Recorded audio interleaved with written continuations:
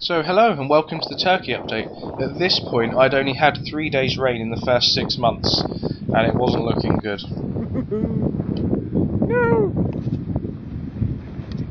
I decided to investigate why my handlebars are wobbling so much, and I found there should be 2 bolts holding them on. One this side, which has only got a couple of threads left before it falls out, and the one the other side had fallen out. So my handlebars were very nearly about to come off in my hands, which could have been very interesting. Luckily, I decided to bolt my handlebars back on before riding through the Turkish mountains, and although it had been 2 months since I'd been in India, there was this river in Turkey that reminded me of what my experience of using an Indian toilet was like. I also decided to enter Batman, so here is me fitting every inch of myself into Batman. And where did Batman train to be Batman? Well, Batman University, of course. Welcome, ladies and gentlemen, to my level of humour. Here is a very dodgily named restaurant.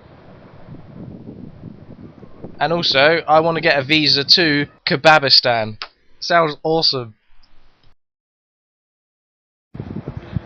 There's always an element of confusion with these things. This guy doesn't speak a word of English, but I think I'm getting to sleep on the floor of the prayer room for free tonight, I think. And I've only paid him in Marlboro Light cigarettes, so I think this is working. So here he is, here's the guy.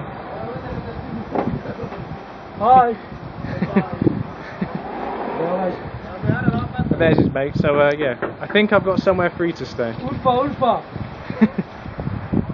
And there's another guy who I don't know.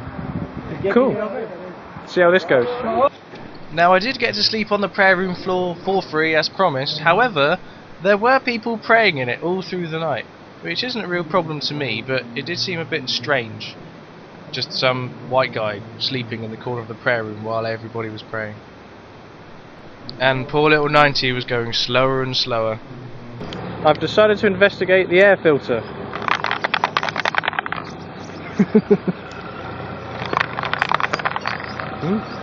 I've discovered what the rattle is. It's a screwdriver bit that I lost about a year ago, I think. Now at this point, little Honda really wasn't happy. Anytime she dropped below 10 miles an hour, the engine would cut out, and it's because there was just no compression, as you can see from here. And what it meant was that any time I stopped at a set of traffic lights, the engine would cut out, so I'd need to get off, put her into first gear, and then push her on full throttle up to 10 miles an hour, at which point she'd burst into life and I'd have to jump on before she disappeared off without me.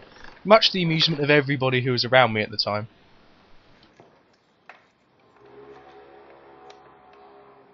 Well, I decided to finally investigate what was up with poor little Honda, and I've discovered the reason why she wasn't running too well is because part of the exhaust valve has actually disappeared. Looks like those Thailand valves that I got. There you are, you can see there, it's supposed to be circular, which means that all the exhaust gas was just running past.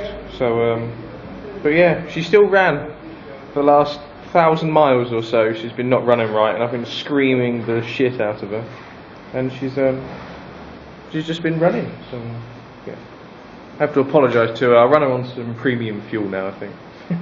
Whoops. So there we are. The problem valve. Is there? I believe. Let's go for some of that. Let me see it. Yeah. So yeah, so engine apart, head off, valve taken out, all in time before my tea actually went cold, which I got just after I started. So yeah, about 40 minutes I think. So cool. Need to get a new valve from somewhere. So I bought a brand new exhaust valve for £8. Ooh, expensive. And here I am firing up the bike.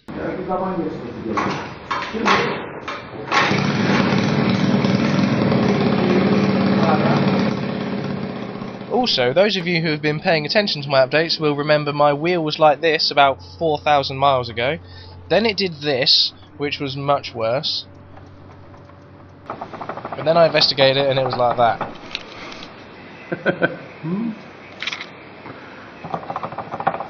Now the 23-year-old suspension was so loose that the front wheel was actually wearing through the mudguard, But I got an entire front suspension rebuild kit for £9, which you can see here. Also, if you own a BMW, phone up BMW and ask how many suspension components you can get for £9, and ask whether they'll last 23 years as well. If BMW will rebuild your front forks for £9, then I promise to stop taking the piss out of them. Ooh, shiny. Also, at this point, it was time to wave goodbye to the Gobi girls who were riding Honda C90 copies all the way from England to Mongolia. It's their brand new 2012 plate C90s. So here they are, riding off, keeping the C90 spirit alive.